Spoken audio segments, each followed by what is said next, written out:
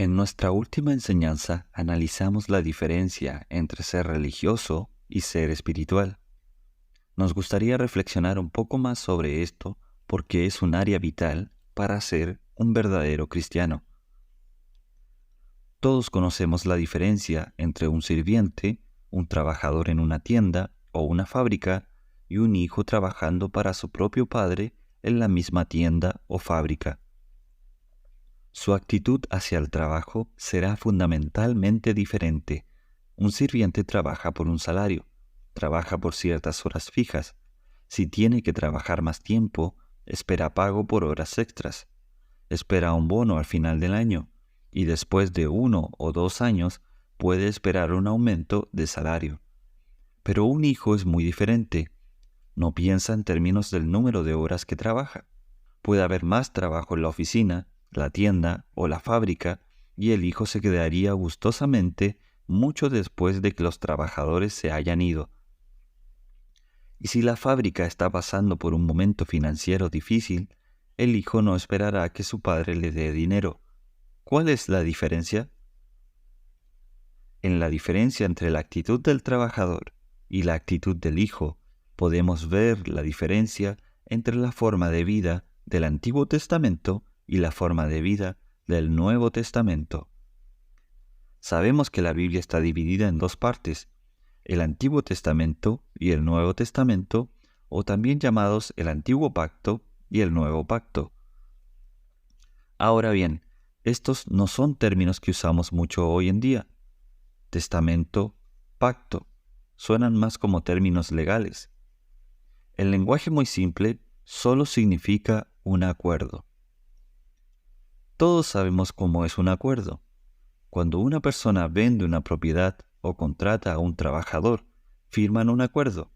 Tanto la persona que compra como la persona que vende, o la persona que emplea y la persona que es empleada. Y ese acuerdo es la imagen de este Antiguo Testamento y el Nuevo Testamento.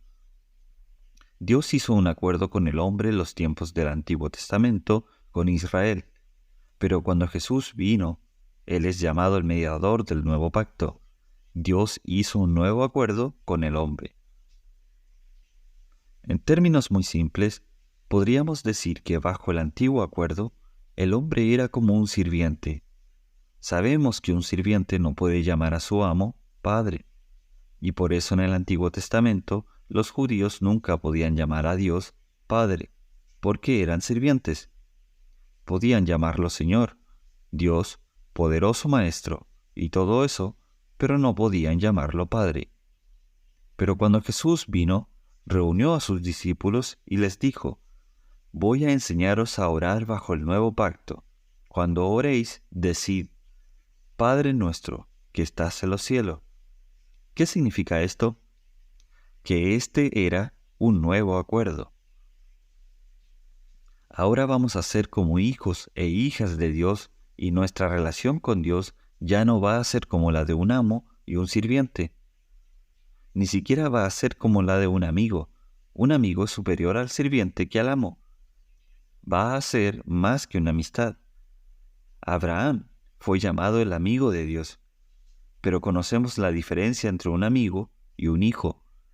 Si un hombre rico dice: este es mi amigo, y señala a otro y dice: este es mi hijo, sabemos quién tiene la herencia. ¿Quién va a recibir todo del Padre? No el amigo, sino el hijo.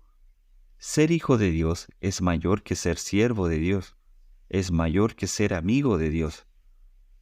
Ahora, muy a menudo usamos la expresión de que fulano es el siervo del Señor, y subconscientemente pensamos que ese hombre es mayor que la otra persona que es solo hijo de Dios.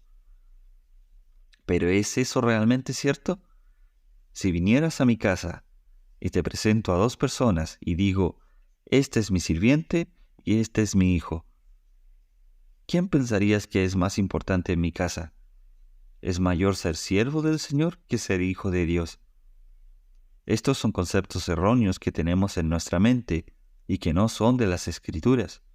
Por supuesto, el Hijo de Dios también debe ser un siervo, si es un hijo responsable.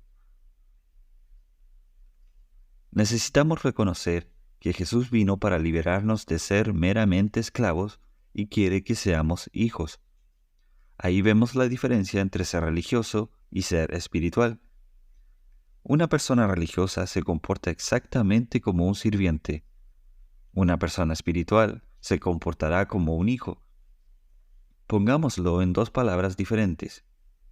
Un sirviente pensaría en términos del mínimo que debe hacer para cumplir con sus deberes, mientras que un hijo responsable, pensaría en términos del máximo que puede hacer para complacer a su padre o ayudar a su padre. En estos dos términos, el mínimo y el máximo, podemos ver la diferencia entre el antiguo pacto y el nuevo pacto, entre ser esclavo y ser hijo. Por eso, cuando Jesús estaba predicando lo que se conoce como el Sermón del Monte, trató de enseñar a sus discípulos el espíritu detrás de los mandamientos.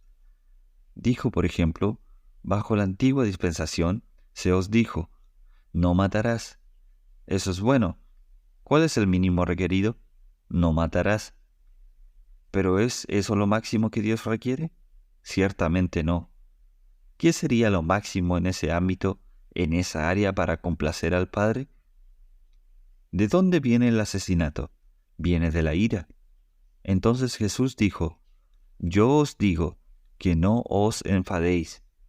¿Qué estaba tratando de decir? Estaba tratando de decir, si meditas en el mandamiento, no matarás, descubrirás que eso es solo el mínimo. Si meditas en ello, descubrirás la manera de complacer al Padre. Si tu actitud es, ¿cuál es el máximo que puedo hacer? Entonces será, no debo siquiera enojarme con mi hermano o con nadie.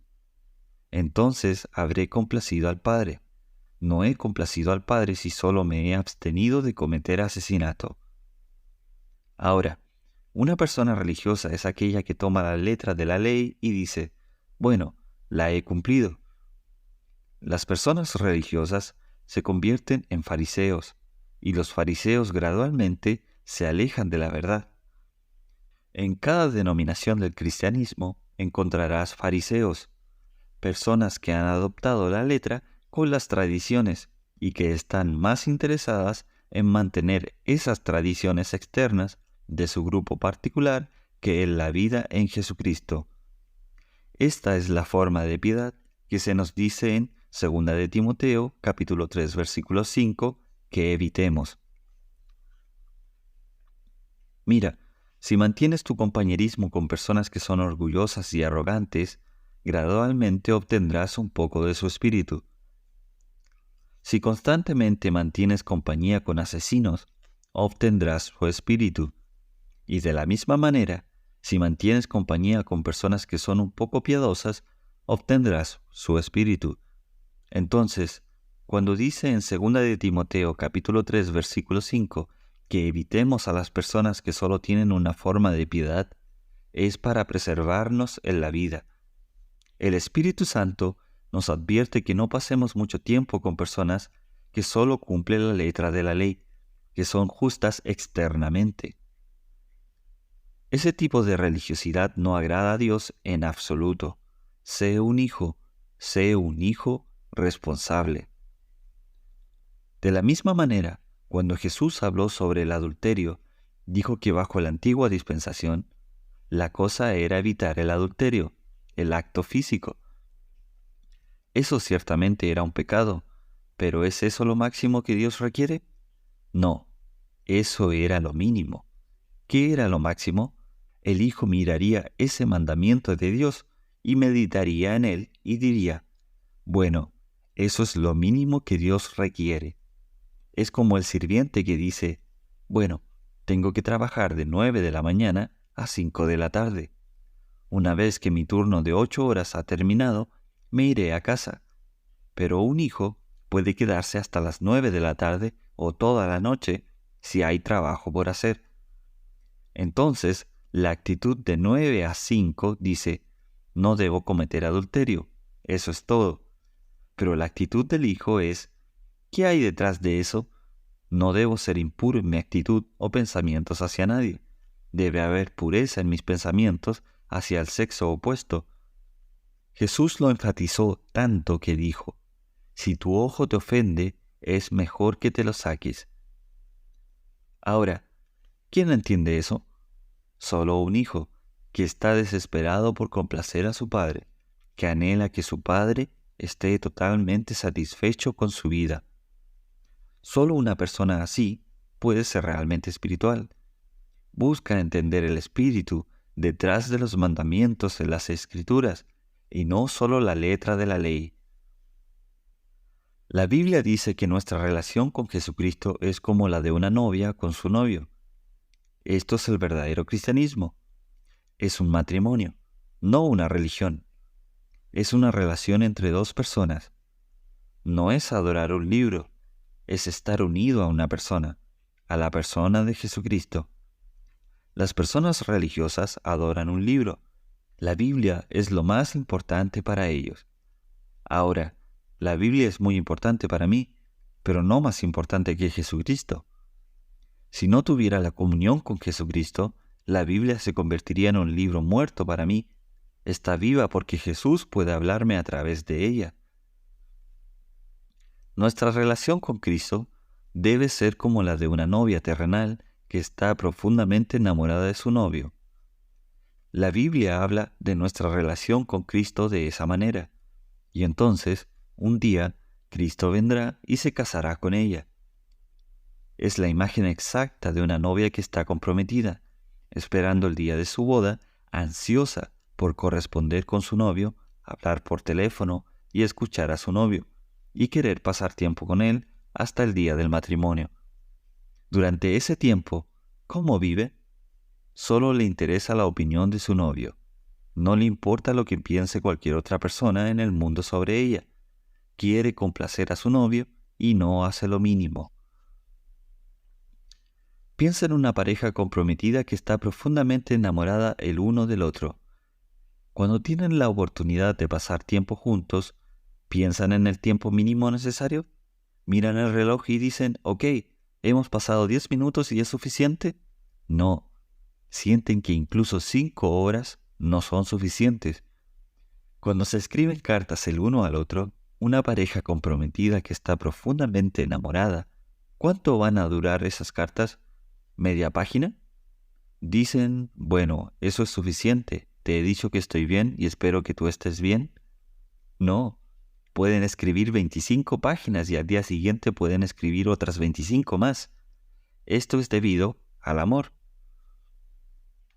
La verdadera espiritualidad es el resultado de una relación amorosa con Cristo. La religiosidad, por otro lado, es una relación meramente formal con Cristo, como la de un sirviente con un amo. Busquemos ser espirituales.